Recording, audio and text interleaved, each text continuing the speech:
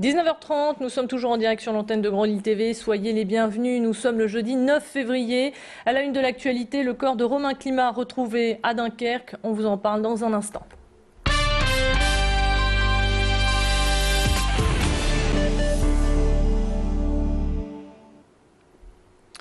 On ouvre donc cette édition avec une bien triste nouvelle. Le corps de Romain Climat a été retrouvé aujourd'hui dans un canal de Dunkerque. Le garçon âgé de 26 ans et habitant d'Elem avait disparu depuis le 4 janvier dernier. Ses parents avaient tout d'abord cru à une fugue. Il a été retrouvé dans sa voiture au fond d'un canal. Comme le niveau d'eau a baissé, le toit de sa voiture est devenu apparent. L'absence de marque de freinage au sol laisse penser que le jeune homme a voulu se suicider. Selon des proches, l'homme était dépressif. Une autopsie doit avoir lieu dès demain. Un drame a aussi été évité de justesse hier soir. Vers 19 h, un incendie s'est déclenché dans une maison dans le centre-ville de Lannoy, au 15 rue des Bouchers. 7 personnes étaient à l'intérieur au moment des faits. 5 ont pu échapper au feu. Les 2 autres, une petite fille de 4 ans et sa mère, se sont réfugiées sur le toit. Les pompiers sont arrivés à temps pour les sauver, mais les flammes ne les ont pas épargnées. Gravement brûlées, elles ont été médicalisées sur place avant de rejoindre les urgences du CHR de Lille. Les dégâts matériels sont considérables, comme vous pouvez le voir sur ces images, et témoignent d'un incendie d'une rare violence. Écoutez à présent le récit d'un des voisins qui est intervenu pour porter assistance aux victimes. À 19 h hier soir, il y a la maison qui a brûlé. J'ai entendu des cris des petits. Donc je suis sorti, j'ai appelé directement les pompiers. Il y avait 2 personnes bloquées à l'étage du dessus et les enfants au rez-de-chaussée. Donc on a attrapé une jeune femme à plusieurs, qui a sauté du premier étage et les pompiers ont secouru la deuxième personne sur le toit. Et à l'heure actuelle, les circonstances de ce drame ne sont pas encore établies. C'est la semaine du microcrédit, l'occasion de vous renseigner sur les modalités de ce prêt et de connaître l'accompagnement qui va avec. Parfois, il faut un petit coup de pouce pour lancer son entreprise. C'est le cas de Hassen Bouressa, gérant d'une pizzeria à Lille-Fives. Alors que les banques lui refusaient de lui prêter de l'argent, il s'est tourné vers l'ADI et a pu obtenir un microcrédit. Cela lui a permis d'acheter un scooter pour livrer ses pizzas. Rapide et efficace, ce moyen de transport était la solution pour ne pas être victime de la concurrence et pour développer sa petite affaire.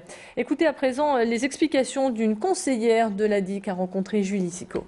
On est vraiment là en cas de refus bancaire et malheureusement, M. Boureza, ayant un chiffre d'affaires, etc. depuis une petite année maintenant, malheureusement la banque ne le suivait pas et donc plutôt que de chercher à aller voir toutes les banques pour avoir des refus et perdre du temps, il a eu la chance de pouvoir rencontrer l'ADI et d'avoir une réponse très rapidement. 10 000 € maximum, au-delà malheureusement ça ne pourra pas être l'ADI et on ne peut pas intervenir en complément d'un prêt bancaire. Donc c'est vraiment si la banque n'y va pas que l'ADI peut y aller. Coup de projecteur à présent sur le service civique. Si vous avez entre 18 et 25 ans et que vous avez envie d'aventure, de découverte, alors certaines missions peuvent vous intéresser, comme d'aider à la scolarisation des enfants dans des pays en voie de développement, de sensibiliser les personnes sur le tri des déchets ou bien d'accompagner et d'égayer la vie des retraités. Pour le député maire de Lambersart, il s'agit d'une action de solidarité nationale. Marc-Philippe Daubresse y voit d'ailleurs un contrat gagnant-gagnant, car cette expérience sur un CV apporte un plus. Je vous propose de l'écouter au micro de Tanguy Lécluse. Moi qui, avant d'être député, était pendant 10 ans directeur d'un cabinet de recrutement, je peux vous dire que quand vous recrutez quelqu'un pour un poste, ça compte, ça. Bien sûr, il y a le parcours, il y a les diplômes, mais comme les jeunes, généralement, n'ont pas exercé de métier avant, c'est souvent leur premier métier, le fait d'avoir mener une activité solidaire avec d'autres catégories de personnes ou vis-à-vis de sujets importants comme la protection de l'environnement, évidemment que ça va compter dans le recrutement futur. En bref, encore quelques perturbations dans le ciel lillois. Une dizaine de vols d'Air France a été annulée dans la journée en raison d'une grève du personnel navigant. Je vous rappelle qu'ils protestent toujours contre un projet de loi instaurant le service minimum dans ce secteur. La grève doit prendre fin dès ce soir. On ouvre à présent la page sportive. Les tenants du titre quittent la Coupe de France. Les Lillois se sont inclinés hier soir face à Valenciennes 2-1. Tout s'est enchaîné très vite. Dès la 70e minute, Valenciennes a marqué un premier but et a enfoncé le clou. 7 minutes plus tard, en envoyant un deuxième ballon au fond des filets. La riposte des Lillois ne s'est pas fait attendre. Nolan Roux a marqué un but, mais cela n'était pas suffisant. Les Dogs quittent donc l'aventure. Les supporters lillois, eux, sont rentrés déçus du stade du Hainaut. Pierre Beauvillain en a rencontré rencontré quelques-uns cet après-midi à Tourcoing, au bar Le Chagneau.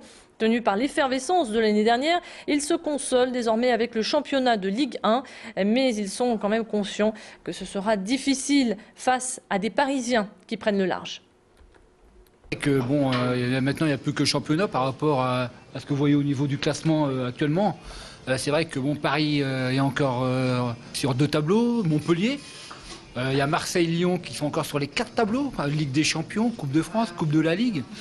Donc eux, ils vont peut-être laisser des forces, des blessés. Donc c'est vrai que Lille a peut-être là maintenant la chance éventuellement, parce que l'écart n'est pas si flagrant que ça, quoi. Je veux dire, il y a encore des matchs, il y a encore des embuscades éventuellement pour les clubs. Donc je pense qu'ils peuvent éventuellement terminer dans le trio, voire même éventuellement être champions. C'en est donc fini pour la Coupe de France, pour les Lillois, mais il reste donc le championnat de Ligue 1. Prochaine rencontre justement pour les Lillois, c'est ce dimanche.